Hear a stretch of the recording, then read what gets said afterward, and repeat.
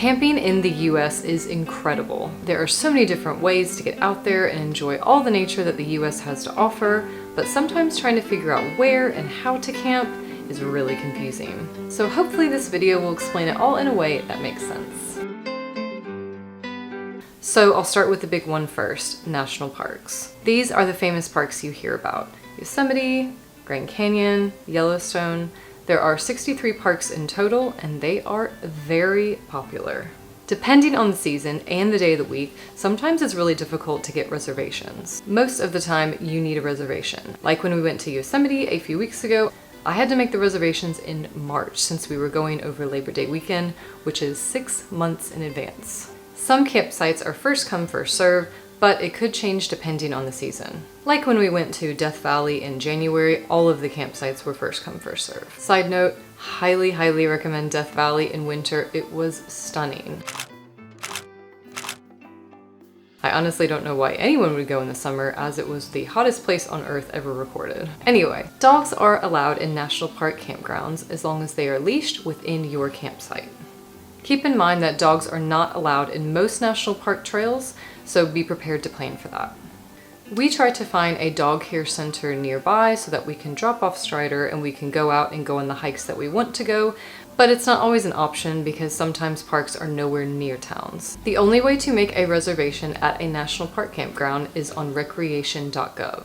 The website will also tell you if there are any closures for campgrounds or when the reservations open for a specific campground, and also if they're first come, first serve. There are different types of campgrounds. Some of them offer running water with full hookups for RVs, flushing toilets and showers, while some only offer vault toilets, also called long drop toilets, with no running water. So keep that in mind when you're searching so you can find the campground that best meets your needs.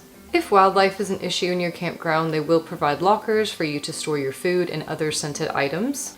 When I was in Yosemite, a ranger told me that the bear lockers should be used like a fridge, so basically your food and other scented items should be kept in there at all times. So these are kind of like the little siblings to national parks. They can be just as beautiful, but normally they are way less busy and they still offer a lot of the same amenities. You have to book these directly with the campground that you want to go to, and most of these have a dedicated website so that you can make the reservation where you're going. So it's going to be the state recreational website or city or county, etc. I also use the website Campendium. It's a great kind of overarching site that shows you all different kinds of campgrounds. So if you're not exactly sure where you want to go, what campgrounds are available, this is a great place to get ideas. State, county, and city campgrounds have much of the same amenities, much like national park campgrounds. Bureau of Land Management, also called BLM, is my favorite way to camp, and I would highly recommend it if you're able to. There are lots of different names for this style of camping. Dispersed camping, off-grid, boondocking, overlanding, primitive camping. Yeah, there's a lot of different names. But it's all pretty much the same thing. I'll just call it dispersed camping from here on out just to avoid any confusion. Basically, they all mean that you go off-road, you go onto some undeveloped land, and then you get to choose your campsite with a few rules. The rules are important to follow so that the land can be preserved for many generations to come. So the first rule is to only camp in an established campsite. I know that I just said that it is undeveloped land, and it is. You don't want to be destroying plants or chopping down branches or trees in order to camp. I look for tire tracks or evidence of a campfire so that I can figure out where's a good place to camp. And speaking of campfire, check the fire restrictions. You need to make sure before you build your campfire that you can even have one there. Depending on the area, or if it's been extremely dry that season, you may not be able to have a campfire at all. If you are allowed to have a fire, make sure that you're using only local wood or you're using dead wood around your campsite so that you're not bringing in invasive pests or insects into the area. You can stay in the campsite for up to 14 days, which I think is really generous. You can camp near a water source like a river or a lake, but you just need to use the bathroom 50 yards or about 50 meters away from any water source. The most important one is to leave no trace. You will have to pack out everything that you bring in because there are no trash cans, but not only that, leave it better and pick up any trash that you see in the area that's been left by others. And if you are a person that wipes when you pee, I suggest buying a pee cloth. I just recently added this to my camping hiking bag, and it's been so handy and zero waste, and it's so much better than carrying around your used toilet paper with you. I've got it linked in the description if you're interested. So in terms of reservations for BLM land, there are exceptions, but for the most part, it's first come, first serve. I've probably camped at dispersed sites about 20 to 25 times. I've never needed a reservation, and there's loads of space. Most likely there will be no flushing toilets, and if they have a toilet at all, it will just be a long drop toilet with no running water, so pretty primitive. RVs and non-4x4 vehicles can go onto BLM lands, but just be careful because some of the roads can be really small and rocky with huge uphill climbs. So just do the research before to make sure that your vehicle can manage the drive-in. Unfortunately, or fortunately for me, BLM land is almost exclusively in the West.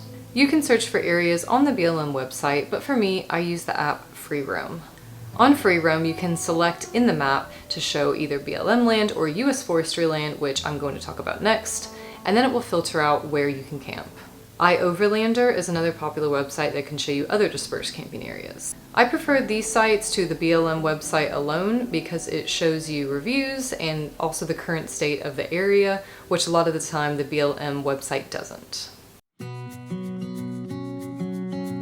National forests fall somewhere in between national parks and BLM land. Sometimes it's called US forestry land, but that's just the name of the agency that runs national forests. When camping in national forests, they offer a little bit more freedom than you would find for campers and hikers in national parks, but they have more amenities than BLM land. Most campsites are first come, first serve, although a few require reservations, and most of them are free or fairly cheap.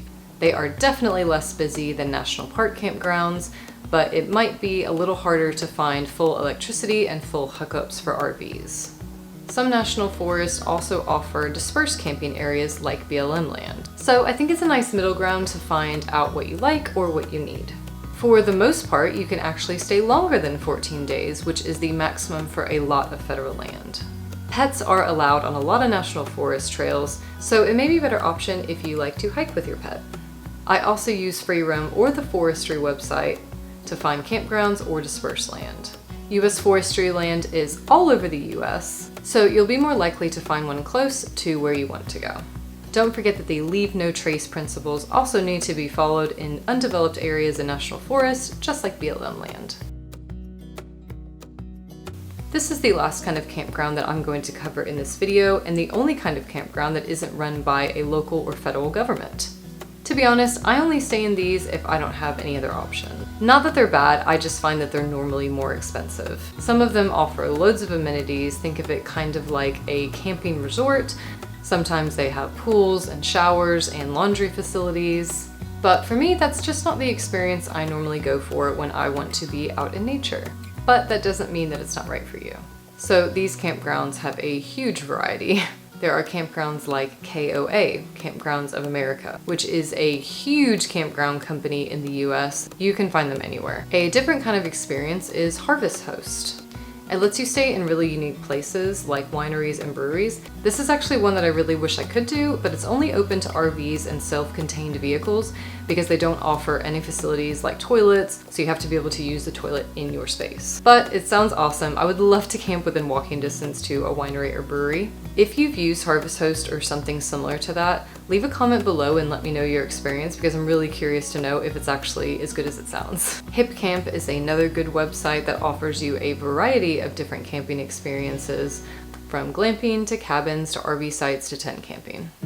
So I know I haven't covered everything. I feel like that's impossible because the US is just such a huge country, but these are the main type of campgrounds that you'll find around the US. If there's anything that you'd like to add to this list or advice that you'd like to give, please leave a comment below and share. The most important thing that I'd like to leave you with when you are out enjoying nature is to make sure that you are following the rules. I really don't want to be preachy by any means, but the rules are there for a reason.